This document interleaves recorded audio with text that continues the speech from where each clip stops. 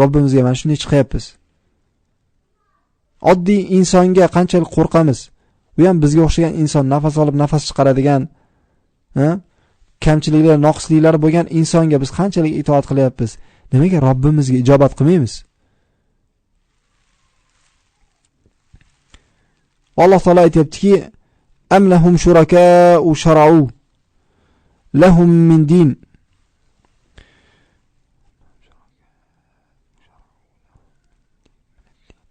أم لهم شركاء شرعوا لهم من الدين ما لم يأذن به الله.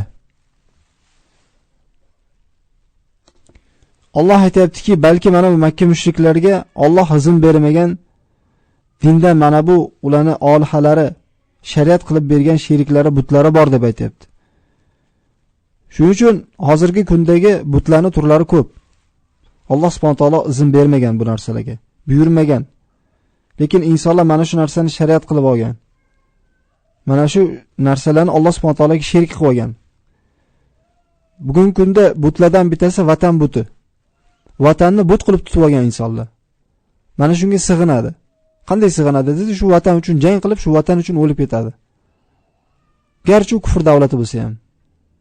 Yoki mana bu butlikni da'vo qilayotgan to'g'ut prezidentlar. Mana shuning uchun askar bo'lib, shuning uchun xizmat qilayotgan bolalar. Kimga ibodat qilishyapti o'zi ular? Haqiqiy Robbisiga ibodat qilsin, Robbisining yo'lida askar bo'lsin, Allohning askarlari bo'lsin, izzatda yashaydi. Qani nahot tushunmasa, Alloh turib insonning askari bo'lishlik qaysi aqlga to'g'ri keladi? Shu narsani o'ylab ko'rmaydimi insonlar? Shuning uchun Allohga askar bo'lib, Allohga banda bo'lib yashaylik. Tog'utlarga yoki bir vatan degan butlarga yoki ayol degan butlarga emas. Insonlar bor, ayol uchun dinga kirib, ayol uchun dindan chiqadi. Mana bu narsalar tarixda ham bo'lgan. Kimlardir masalan sahobalar davrida ham ayol uchun hijrat qilgan. Ummu Qays degan. Yoki masalan kimlardir ayol uchun dinga kirgan yoki ayol uchun dindan chiqqan.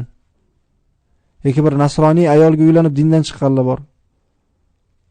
Mana shunday davrda yashayapmiz.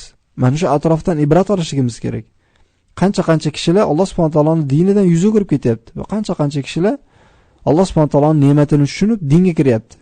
Ha, mana bu yerda musulmonlikni da'vo qilgan qancha kishilar islom dinida yashamayapti. Vallohi mana shunday bir o'ziga qarasin, islom dinida yashamayapti bular.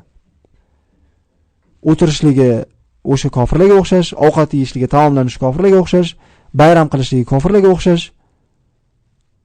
Qiziqqan narsalar kofirlarga o'xshash, futbolga qiziqadi, bir narsa sport turlariga qiziqadi. Taqlid qilishligi kofirlarga o'xshash. Nima qoldi o'zi dinimizda? Biz bu so'zlar bilan insonlarni kofirga chiqarmayapmiz hammasini. O'ziga qaytsin. Qayerga qarab ketyapti? Qancha insonlar bor musulmonlikni da'vo qilib, o'zi dindan chiqib ketgan aslida. Mana bu narsalar bor, mana shunday jamiyatda yashayapmiz biz. Bu dinda qattiq ketishlik emas, birovni qattiq ushlashlik emas, bor narsalarni so'zlashyapmiz-da biz. To'g'ri, mana shu narsalar hayotimizda, atrofimizda, jamiyatimizda bor. Insonlar o'ziga but yasab olgan hozir. Kimlardirlar masalan bir san'atkorga qiziqib, hayotiy mamoti mana shu san'atkor. Bu mana shu yoshlarimiz o'zi aslida qanaqa bir dinga qanaqa xizmat qiladigan bolalar bo'lishligi kerak edi. Lekin Alloh musta'an nima bo'lyapti bu? 12-savol